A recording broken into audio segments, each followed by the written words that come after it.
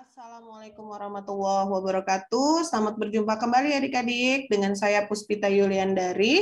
Kita masih juga akan belajar tentang analisis of variance atau ANOVA. Nah, pada kesempatan hari ini saya akan menjelaskan tentang ANOVA pada pengujian hipotesis dua arah dengan menggunakan interaksi. Di sini adik-adik bisa kita lihat bahwa kalau dalam proses pengujian hipotesis sebenarnya untuk langkah-langkah pertama, kedua, dan ketiga sebenarnya sama saja ya. Hanya saja ketika kita masuk kepada pengujian hipotesis dua arah ya, kita akan melihatnya adalah dengan interaksi atau tidak interaksi. Nah, pada pertemuan kali ini kita masuk kepada pengujian hipotesis dua arah dengan interaksi.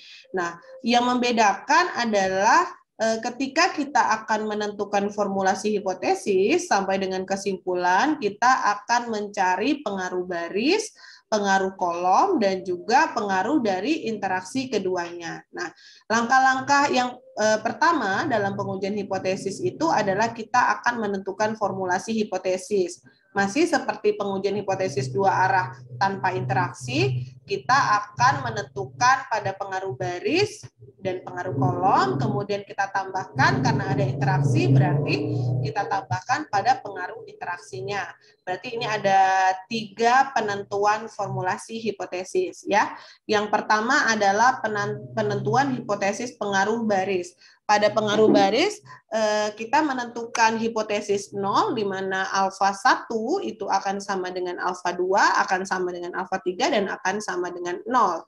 Dan hipotesis tandingannya berarti sekurang-kurangnya salah satu dari total baris yang ada itu tidak sama dengan 0. Kemudian yang kedua adalah pengaruh kolom. Berarti kita akan melihat atau menentukan hipotesis 0-nya adalah untuk total kolom 1 atau B1, beta 1 sama dengan beta 2, sama dengan beta 3, dan sama dengan 0. Nah, berarti hipotesis tandingannya adalah sekurang-kurangnya salah satu dari total kolom itu tidak sama dengan 0. Kemudian yang ketiga adalah kita akan melihat pengaruh interaksi, yaitu interaksi antara baris dengan kolom ya. Jadi ini ada banyak, kalau seandainya ada barisnya 3, kemudian kolomnya 3, berarti interaksinya akan kita dapatkan berjumlah 9 ya. Ini kita lihatnya adalah hipotesis 0-nya itu adalah di sini tertulisnya harusnya alfa 1 B1, berarti pada baris 1 kolom 1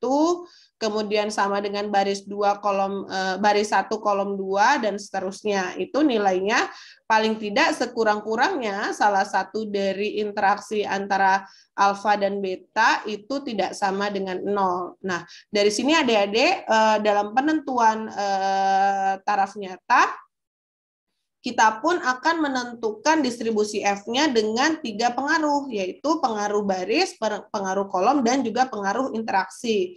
Nah, untuk pengaruh baris, V1 ataupun kita bilang derajat bebas penyebutnya, maka tetap nilainya adalah baris dikurang 1. Hanya saja pada V2 atau kita bilang sebagai derajat bebas penyebut, nilainya adalah berasal dari perkalian antara kolom dikali baris dikurang ya, dikali dengan jumlah ulangan dikurang dengan 1. Jadi N ini adalah jumlah ulangan. Berarti nanti F alfanya atau pengaruh baris ya, pengaruh baris pada F alfa pada pengaruh baris itu nanti bisa kita dapatkan dari F alfa titik koma V1 titik koma V2. Kemudian kita masuk kepada pengaruh kolom ya, pengaruh kolom V1-nya masih sama yaitu K-1 dan V2-nya itu adalah sama dengan nilai dari V2 pada baris yaitu jumlah kolom dikali dengan jumlah baris dikali dalam kurung jumlah ulangan dikurang dengan 1 ya. Sehingga nanti kita baru bisa mendapatkan nilai F alfanya ya untuk pengaruh kolom. Selanjutnya untuk interaksi pun berbeda berarti. Kita akan melihat pada V1-nya atau pada derajat bebas pembilangnya nilainya itu adalah perkalian dari selisih kolom dikurang 1 dikali dengan baris dikurang 1 ya. Kemudian V2-nya itu sama dengan sama dengan pengaruh baris, pengaruh kolom, yaitu adalah kolom dikali baris dikali dengan jumlah ulangan dikurang 1. Nah, sehingga kita bisa dapatkan nilai F alfa pada interaksi. Kalau sudah kita tentukan formulasi hipotesis dan taraf nyata, masuk kepada penentuan kriteria pengujian. Nah, dalam penentuan kriteria pengujian, adik-adik, kita harus tetap menentukan 3 penentuan kriteria pengujian terhadap baris, terhadap kolom, dan juga terhadap interaksi dengan pola yang sama, yaitu H0 diterima jika F0-nya itu kurang dari sama dengan F alfa, dan H0-nya itu ditolak jika F0 lebih besar dari F alfa. Nah, jadi ketiganya tetap harus dituliskan walaupun kriteria pengujiannya itu adalah sama. Selanjutnya kita masuk ke dalam membuat tabel ANOVA. Nah, ini dalam proses pembuatan tabel ANOVA, kalau dengan 2 arah tanpa interaksi kita menambahkan adalah rata-rata baris, kalau dengan interaksi kita berarti menambahkan yaitu sumber variansnya adalah interaksi. Jadi kita dalam sumber varians itu ada rata-rata baris, ada rata-rata kolom, ada interaksi, ada error, dan juga ada total. Sehingga ketika kita menghitung jumlah kuadrat, berarti kita akan menghitung jumlah kuadrat baris, jumlah kuadrat kolom, jumlah kuadrat interaksi, jumlah kuadrat error, dan juga jumlah kuadrat total. Nah, derajat bebas itu berasal dari V1 masing-masing, ya.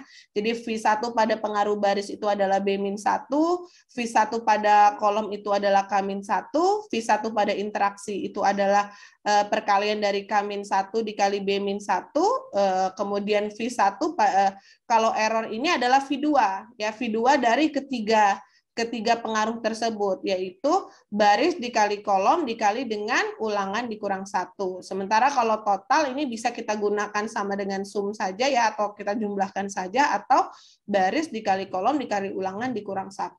Nah, masuk kepada rata-rata kuadrat. Rata kuadrat ini, kalau kita ingin menghitung rata-rata kuadrat baris, berarti jumlah kuadrat baris dibagi dengan derajat bebas baris. Rata-rata kuadrat kolom berarti jumlah kuadrat kolom dibagi dengan derajat bebas kolom. Rata-rata kuadrat interaksi adalah pembagian dari jumlah kuadrat interaksi dibagi dengan derajat bebas interaksi. Dan rata-rata kuadrat error adalah jumlah kuadrat error dibagi dengan derajat bebas error. Nah, kalau sudah, maka kita akan mencari yang namanya F-hitung. F-hitung itu harus kita dapatkan 3 F-hitung. Yang pertama pada pengaruh baris, pengaruh kolom, dan juga interaksi. Sehingga F-hitung pada baris berasal dari rata-rata kuadrat baris dibagi dengan rata-rata kuadrat bebas, ya, error, sorry. Kemudian untuk F-hitung pada kolom berarti rata-rata kuadrat kolom dibagi dengan rata-rata kuadrat error, dan untuk F-hitung interaksi adalah rata-rata kuadrat interaksi dibagi dengan rata-rata kuadrat error. Nah, kalau sudah kita dapatkan 3 F-hitung, maka selanjutnya bisa kita simpulkan. Nah, lantas bagaimana cara menghitung jumlah kuadrat, ya?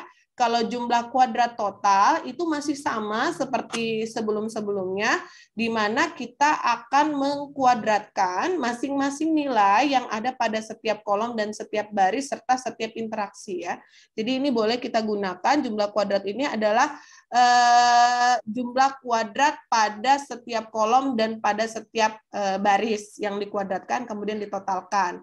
Kemudian akan dikurang dengan total nilai secara keseluruhan, baru dikuadratkan dibagi dengan jumlah baris, jumlah kolom, dan jumlah ulangan. Ya. Nah, kemudian kalau untuk jumlah kuadrat baris itu didapatkan dari total nilai masing-masing baris yang dikuadratkan dibagi dengan kolom dibagi dengan baris, dibagi dengan ulangan, ya. Jadi perhitungannya adalah total masing-masing nilai baris yang dikuadratkan, kemudian dibagi dengan perkalian antara kolom dikali dengan ulangan. Nah, kemudian dikurang dengan total nilai secara keseluruhan dikuadratkan, dibagi dengan jumlah baris dikali jumlah kolom dikali dengan jumlah ulangan untuk jumlah kuadrat baris. Nah, kalau untuk jumlah kuadrat kolom berarti nilainya adalah total nilai masing-masing kolom yang dikuadratkan dibagi dengan jumlah baris dikali dengan ulangan. Nah, dikurang dengan total seluruh nilai yang dikuadratkan dibagi dengan jumlah baris dikali jumlah kolom dikali dengan jumlah ulangan. Ini untuk jumlah kuadrat kolom. Selanjutnya adalah jumlah kuadrat interaksi. Ini berasal dari nilai total nilai dari jumlah jumlah kuadrat atau total dari kuadrat interaksi ya, dari interaksi yang dikuadratkan dibagi dengan jumlah ulangan, kemudian dikali dengan total nilai masing-masing kolom ya, total nilai masing-masing baris yang dikuadratkan dibagi dengan kolom dikali dengan ulangan, dikurang lagi dengan total masing-masing kolom dikuadratkan dibagi dengan baris dikali dengan ulangan, dan ditambahkan dengan seluruh nilai, total seluruh nilai yang dikuadratkan dibagi dengan baris dikali kolom dikali dengan ulangan. Nah, berarti JKE ini adalah nilai dari jumlah kuadrat total dikurang jumlah kuadrat baris dikurang dengan jumlah kuadrat kolom dikurang dengan jumlah kuadrat interaksi. Nah, dari sini baru bisa kita membuat kesimpulan. Nah, dari sini adik-adik, maka saya akan memberikan contoh soal untuk adik-adik bisa dengan mudah memahaminya. Ya, jadi contoh soalnya ini adalah kita ingin melihat hubungan antara jenis nama, variasi model, dan hasil luaran. Ya, jadi ini ada seseorang penemu atau orang ingin melakukan riset dari jenis nama ya, kemudian model dan hasil luaran. Nah, di sini kita lihat adik-adik modelnya itu terbagi menjadi 4, yaitu model 1, model 2, model 3, dan model 4. Kemudian jenis nama yang digunakan itu adalah namanya ada N1, N2, dan N3. Nah, dalam proses pengujiannya itu ternyata dilakukan pengulangan ya. Dalam setiap nama ya, dalam satu nama itu dilakukan pengulangan 2 kali ya. Jadi ini N1, N2, N3 ketika masuk kepada model 1, model 2, model 3, dan model 4 mengalami pengulangan sebanyak 2 kali sehingga didapatlah nilai masing-masing nama pada satu model itu 2 ya, bentuknya adalah seperti itu. Nah, kemudian kita diminta untuk menentukan taraf nyata 1% dan kita akan melihat apakah yang pertama tidak ada beda hasil luaran rata-rata untuk pemberian ketiga jenis nama tersebut ya. Jadi hasil luaran yang ingin kita lihat yang pertama, yang kedua tidak ada beda hasil rata-rata untuk keempat model tersebut ya.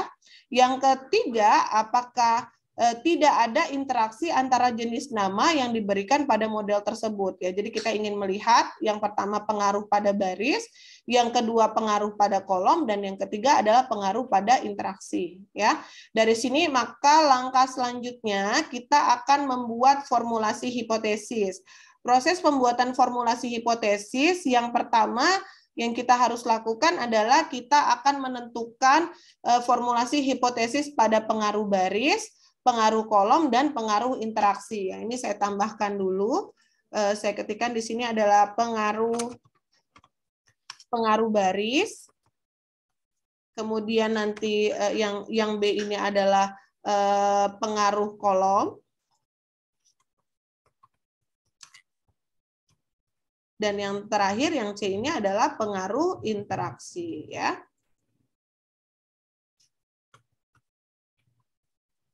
Pengaruh interaksi. Oke. Nah, adik-adik kalau sudah kita buat, maka kita akan menentukan H0 dan H1. Ingat, kalau pengaruh baris berarti kita akan menentukan nilai alfanya ya, karena kita lihat di sini barisnya ada 3 ya, 1, 2, dan 3. Berarti alfanya adalah 1, 2, dan 3 dan sama dengan 0. Berarti H1-nya sekurang-kurangnya salah satu dari total baris itu tidak sama dengan 0 ya. Kemudian kita masuk kepada pengaruh kolom, kita lihat di sini kolomnya ada 1, 2, 3 dan 4, berarti kita akan menggunakan betanya itu adalah beta 1 sama dengan beta 2 sama dengan beta 3 dan sama dengan beta 4. Berarti H1-nya adalah sekurang-kurangnya beta atau total dari kolom itu tidak sama dengan 0. Nah, kemudian selanjutnya adalah kita akan melihat hipotesis pada interaksi ya. Nah, ini seperti yang saya bilang bahwa karena di sini ada baris dan juga ada kolom, jumlah barisnya ada 3 dan kolomnya ada 4, maka sebenarnya kita akan melihat interaksi pada baris pertama dan kolom pertama ya. Kemudian baris kedua, kolom kedua, baris pertama, kolom kedua, baris pertama, kolom ketiga, dan baris pertama, kolom keempat ya. Jadi baris pertama, kolom pertama, baris pertama, kolom kedua, baris pertama, kolom ketiga, dan baris pertama, kolom keempat. Dilanjutkan dengan baris kedua, kolom pertama, baris kedua, kolom kedua, baris ketiga, kolom ketiga, baris kedua, kolom ketiga, dan baris kedua, kolom keempat. Ya, dilanjutkan terakhir adalah baris ketiga kolom pertama, baris ketiga kolom kedua, baris ketiga kolom ketiga, dan terakhir adalah baris ketiga kolom keempat ya. Jadi hipotesis tandingannya adalah sekurang-kurangnya interaksi terjadi pada baris dan kolom itu ada yang tidak sama dengan 0 ya. Jadi bisa saja salah satunya itu nilainya ada yang sama, tapi paling tidak ada salah satunya itu tidak sama dengan 0 ya. Nah, kalau sudah adik-adik kemudian kita akan menentukan taraf nyata ya. Taraf nyata atau alfa itu yang pertama kita melihat adalah jumlah kolom sebanyak 4, jumlah baris sebanyak 3, dan jumlah ulangan sebanyak 2, dan kita akan diminta melakukan pengujian hipotesis sebesar 1%, yaitu sama dengan 1 dibagi dengan 100 ya. Nah, selanjutnya adalah kita akan menentukan taraf nyata pada masing-masing. Taraf nyata pada pengaruh baris berarti V1-nya adalah B kurang 1 ya, berarti sama dengan B dikurang dengan 1, hasilnya adalah 2. Kemudian untuk V2-nya adalah sama dengan, kita lihat formulanya adalah kolom dikali dengan baris ya, dikali dengan dalam kurung ulangan dikurang dengan 1, tutup kurung, enter. Kemudian selanjutnya adalah kita akan menentukan F hitungnya ya, F alfanya. F alfanya berarti kita dapatkan sama dengan FINV ya. FINV, kemudian dalam kurung alfanya adalah 1%, kemudian kita buat titik koma, V1 dan titik koma adalah V2 itu berada pada D39, D39, tutup kurung, enter. Didapat yaitu sebesar 6,926 sekian ya. Selanjutnya kita akan masuk ke dalam pengaruh kolom. Pengaruh kolom itu adalah sama dengan K-1. Jadi 4 dikurang dengan 1 adalah 3. Kemudian kalau V2-nya sama ya, ini boleh kita buat lagi yaitu sama dengan kolom dikali dengan baris dikali dengan dalam kurung jumlah ulangan dikurang dengan 1, tutup kurung, enter ya. Selanjutnya adalah F alfanya berarti kita ketik adalah sama dengan FINV ya, buka kurung alfa, kemudian titik koma itu adalah V1 dan titik koma kita lihat V2-nya berada pada D42, D42 ya. D43 enter ya, didapat 5,95 sekian. Nah, kemudian pada pengaruh interaksi pun akan kita lihat yaitu formulanya adalah sama dengan dalam kurung kolom dikurang 1 dikali dengan baris dikurang dengan 1, kurang 1, tutup kurung, enter ya. Kemudian V2-nya sama yaitu sama dengan kolom dikali dengan baris dalam kurung kemudian ulangan dikurang dengan 1, tutup kurung, enter. So, oke, ada yang salah. Oh ya, ini tidak kita kali. makanya error. Oke.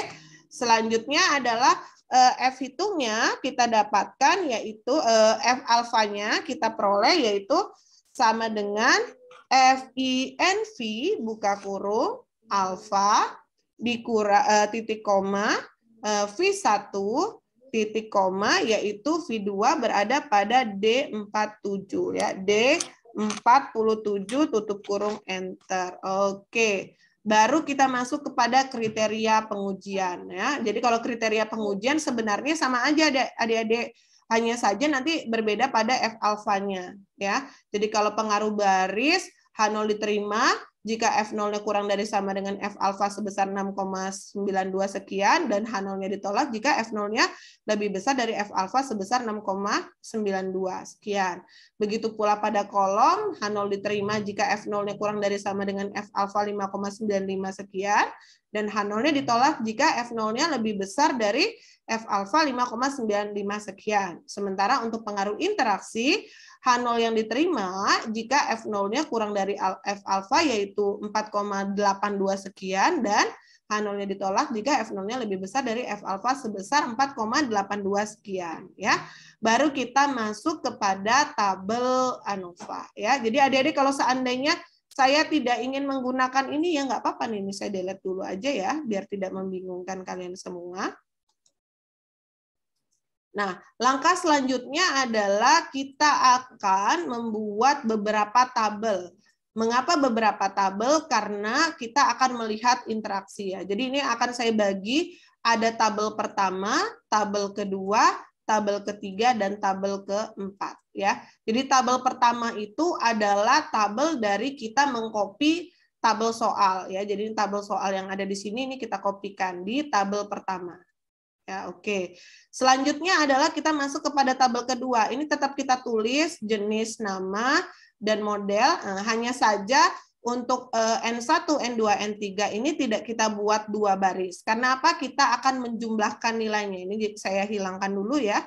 Saya hilangkan terlebih dahulu. Kemudian nanti kita di sini akan membuat total baris dan juga total kolom. Ya, ini saya hapus terlebih dahulu.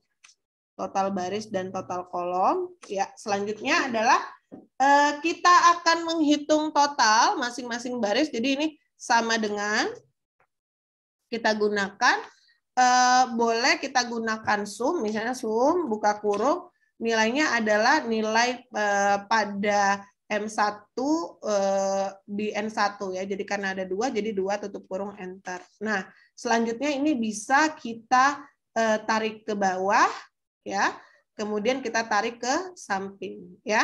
Nah, kalau sudah, selanjutnya adalah kita akan mentotalkan nilainya. Nilai pada sum kita sumkan ya pada baris pertama, pada kolom pertama kita totalkan, total tutup kurung enter, kemudian kita tarik ke samping.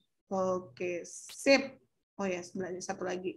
Selanjutnya adalah kita akan mentotalkan pada baris ya. Pada baris sama dengan kita gunakan sum buka kurung, kita totalkan dari M1, M2, M3 dan M4 tutup kurung, enter, kemudian kita tarik ke bawah lagi. Nah, adik-adik ini untuk memudahkan kita bisa kita kuadratkan masing-masing nilainya. Jadi nanti akan ada ini kita buat dulu aja total kuadrat TK2 kita kuadratkan dan di sini adalah total baris kita kuadratkan. Bentar ya. Jadi ini kita gunakan terlebih dahulu. Kita kasih copy. Kita buatkan kotak terlebih dahulu. Bawahnya pun juga begitu. Dan ini nanti akan kita tambahkan satu lagi ya, saya lupa, untuk menjadi nilai T. Dan ini adalah T pangkat 2. Oke ya. Kalau sudah, selanjutnya adalah kita akan mengkuadratkan masing-masing kolom ya yang sudah diinteraksikan ya. Jadi sama dengan 487 ini kita pangkatkan 2. Ini bisa kita tarik ke samping. Nah, selanjutnya adalah kita mentotalkan dulu seluruh nilai yang ada pada sampel ya. Jadi kalau Bu boleh nggak saya totalkan yang pada model pada kolom pertama, tabel pertama boleh, pada tabel kedua pun juga boleh. Karena kan ini penggabungan dari nilai pada ulangan 1 dan ulangan kedua untuk baris 1 dan baris 1 sampai baris 3 ya, pada kolom 1 sampai dengan kolom 4 ya. Jadi ini sama dengan sum buka kurung, ini kita ambil yang atas aja biar enak ya, karena total baris dan total kolom itu harusnya sama ya. Kemudian ini baru kita kuadratkan, pangkat 2. Oke. Nah, kalau sudah, selanjutnya adalah kita akan mengkuadratkan total baris pangkat 2 ya. Jadi ini kita pangkatkan sama dengan 650, kita pangkatkan 2, enter, kita tarik ya. Jadi ada total baris kuadratnya ada 3, total kolom kuadratnya ada 4 ya. Kalau sudah kita masuk kepada interaksi pada kolom ketiga. Nah, padahal kita akan mengkuadratkan masing-masing nilai, yaitu sama dengan nilai pada N1 M1 yaitu 85 pada ulangan pertama. Kemudian kita pangkatkan 2, kita enter ya. Kemudian ini bisa kita tarik ke bawah, kemudian kita tarik ke samping ya. Nah, sudah dapat nih.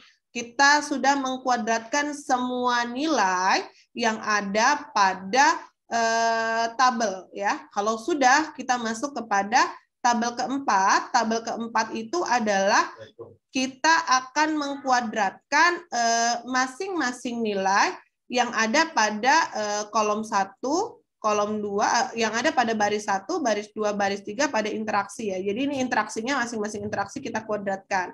Jadi ini saya delete saja dulu, ini saya delete, kemudian kita mulai, yaitu dengan mengkuadratkan pada masing-masing nilai interaksi, yaitu sama dengan nilai dari 167, kita pangkatkan 2, kemudian kita enter. Ya, ini kita tarik ke bawah, kemudian kita tarik ke samping. Oke, jadi ada 4 tabel. Yang pertama adalah tabel dari soal yang ada, yang kedua adalah tabel dari interaksi, ya, dari interaksi, kemudian kita mentotalkan kolom dan mentotalkan baris, serta kita mengkuadratkan masing-masing kolom dan masing-masing baris, kemudian kita dapatkan nilai total secara keseluruhan dan kita kuadratkan nilai total secara keseluruhan tersebut.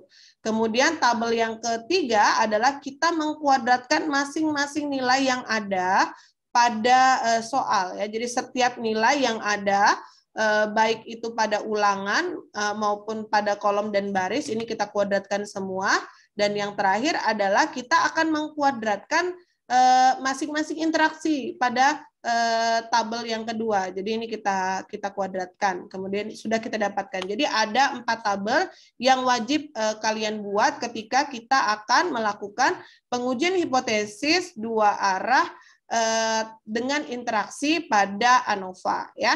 Nah, selanjutnya adik-adik kita akan kembali membuat formula pada masing-masing nilai.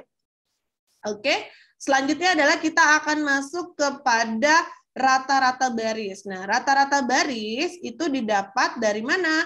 Rata-rata baris ini kita gunakan adalah tabel yang kedua ya. Jadi artinya adalah sama dengan kita gunakan dalam kurung sum ya. Tetap ya, namanya jumlah kuadrat berarti nilai yang dikuadratkan ya. Total dari masing-masing baris yang dikuadratkan ya. Jadi ini sum buka kurung, kita ambil total barisnya yang ada pada total baris yang dikuadratkan ya. Ini kemudian kita tutup kurung ya. Kemudian setelah kita tutup kurung ini jangan lupa kita bagi, yaitu baginya adalah lawannya ya. Bagi lawan itu berarti kita, karena ini baris, kita bagi dalam kurung kolom ya dikalikan dengan ulangan ya. Kemudian kita tutup kurung 2 kali. Oke.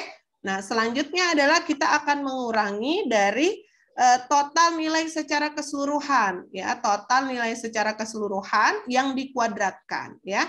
Jadi total nilai secara keseluruhan kemudian dikuadratkan akan dibagi dengan ya jumlah kolom dikali dengan jumlah baris dikali dengan jumlah ulangan, tutup kurung, enter. Oh ya, ini kita dalam kurungnya ada yang kurang ya. Jadi ini harus ditambahkan. Oke, tutup kurungnya sudah bertambah.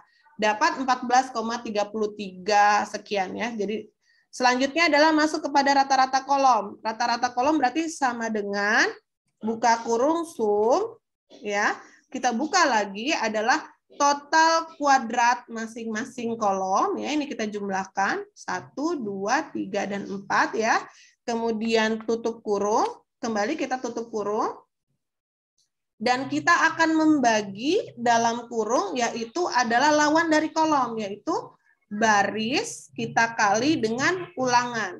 Tutup kurung, ya kita buat tutup kurung. Ya, setelah tutup kurung, kemudian kita tutup kurung lagi. Ya, kalau sudah kita buat tutup kurung lagi, maka kita akan mengurangi dengan dalam kurung total nilai secara keseluruhan yang dikuadratkan ya. Kemudian kita akan membagi dalam kurung yaitu adalah jumlah baris jumlah kolom dikali dengan jumlah baris dikali dengan jumlah ulangan, tutup kurungnya 2 kali 1 2. Oke, kalau sudah kita enterkan. Ya, sudah dapat nih rata-rata kolom. Kemudian selanjutnya adalah apa? Selanjutnya adalah boleh kita menghitung total jumlah kuadrat total terlebih dahulu ya. Jumlah total kuadrat yaitu nilainya adalah sama dengan dalam kurung sum ya, kita buka.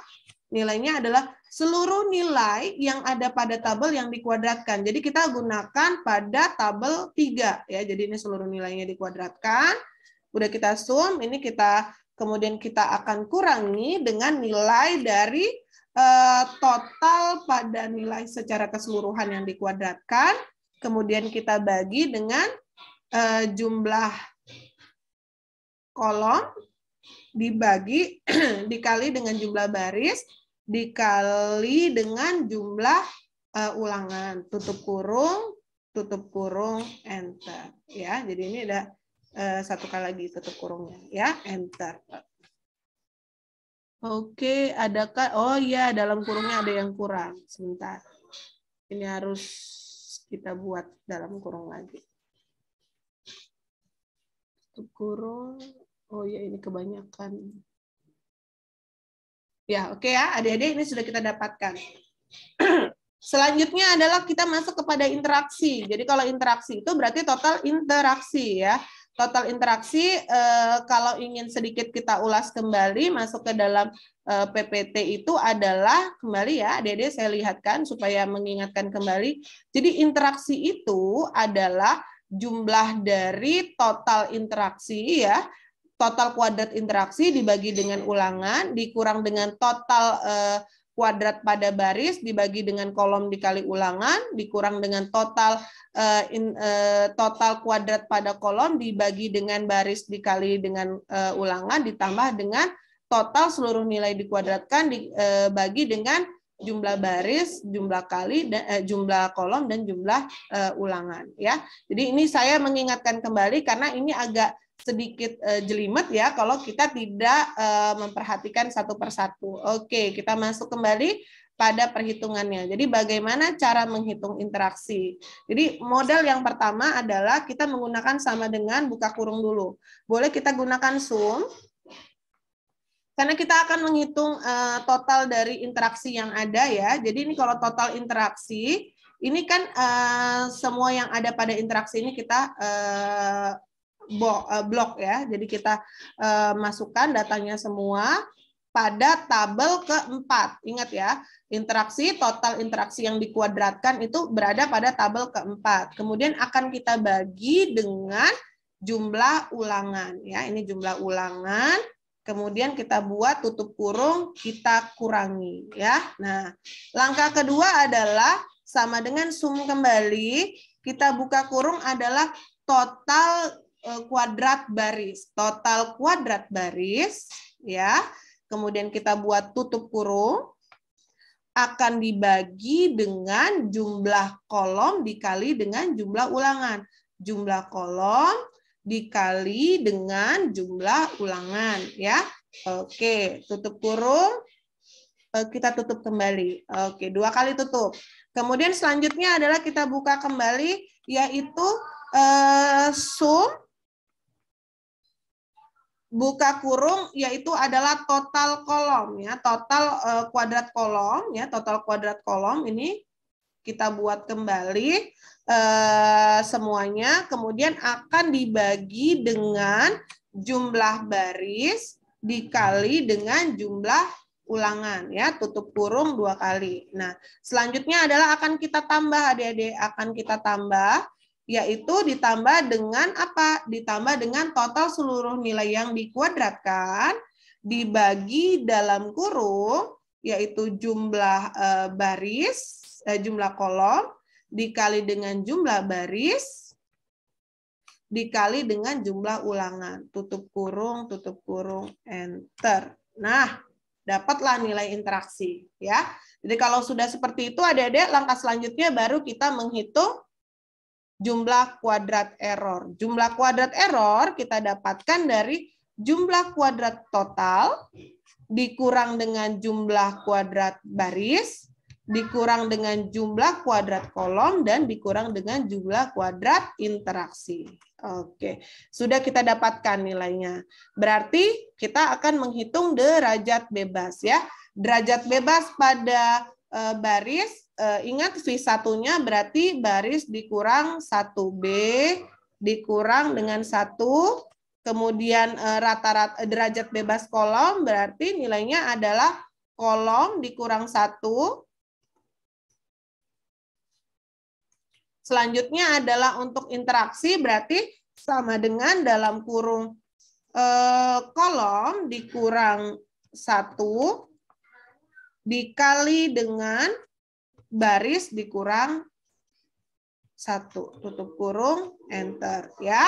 Sementara kalau untuk yang error adalah nilainya adalah berada pada V2 yaitu kolom dikali baris ya, kolom bintang baris ya, bintang lagi dalam kurung ulangan dikurang 1, tutup kurung, enter.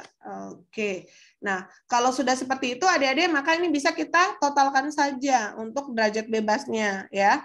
Ini kita totalkan, kita masuk sep. Oke, sudah keluar nilainya adalah 23.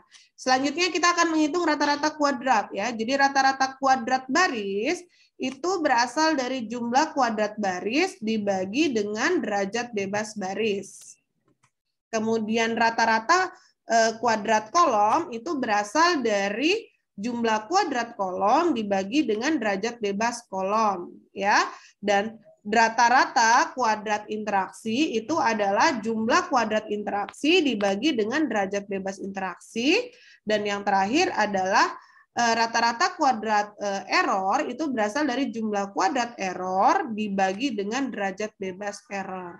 Nah, kalau sudah kita dapatkan adik-adik, langkah selanjutnya adalah kita akan menghitung F hitungnya.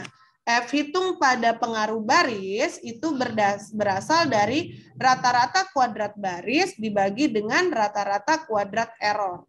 Ya. Kemudian selanjutnya adalah rata-rata kuadrat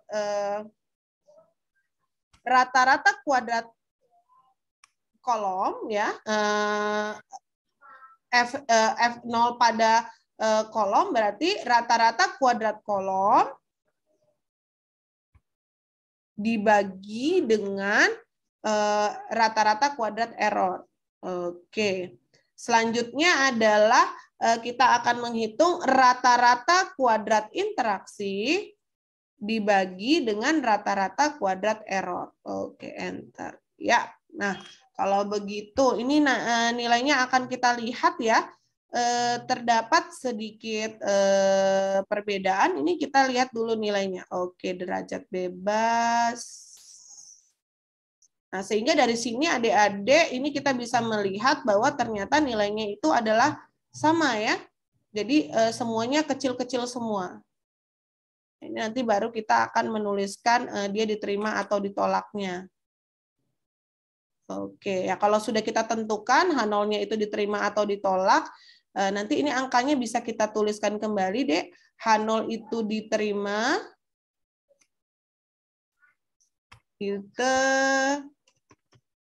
diterima karena F0-nya itu adalah sebesar 0,0882328 ya. Nilainya adalah lebih besar sama dengan ya. Ini kita bisa ambil di insert ya. Kurang dari sama dengan. Oke. Dari 9,2 sekian. Kemudian yang kolom pun juga ini diterima karena nilainya adalah sebesar 0,029843447 ya, kurang dari sama dengan F alfa, dan interaksi pun juga H0-nya itu F0 interaksinya berasal dari nilainya adalah kurang dari ya, yaitu 0,019629972. Oke. Baik, adik-adik, saya rasa cukup untuk pertemuan kali ini. Semoga bermanfaat ya. Kurang lebih dan saya mohon maaf. Saya akhiri. Wassalamualaikum warahmatullahi wabarakatuh.